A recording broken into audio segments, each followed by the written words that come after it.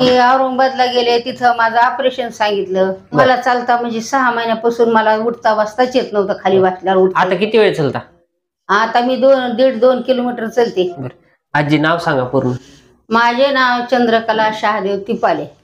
काय कशा पद्धतीने त्रास होता कोणाला? तुम्हाला? मला खाली बसल्यावर उठून उभा राहता येत नव्हतं.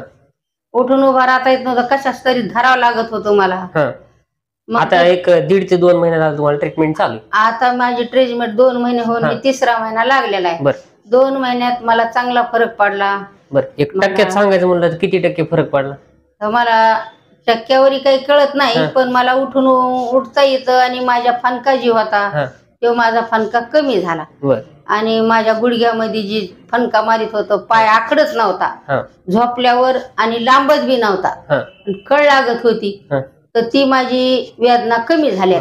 अगोदर माझ्याकडे ट्रीटमेंटला यायच्या अगोदर किती वेळ चालता यायचं तुम्हाला? चालता म्हणजे 6 महिन्यापासून मला उठता बसताच येत नव्हतं, खाली बसल्यावर. आता किती वेळ चालता? आता मी 2.5 किलोमीटर चलते. आता आपल्या ट्रीटमेंट बद्दल, दवाखान्याबद्दल काय सांगणार? काय सांगणार, जे आपल्याला इलाज झाला म्हणून हे सांगायचे.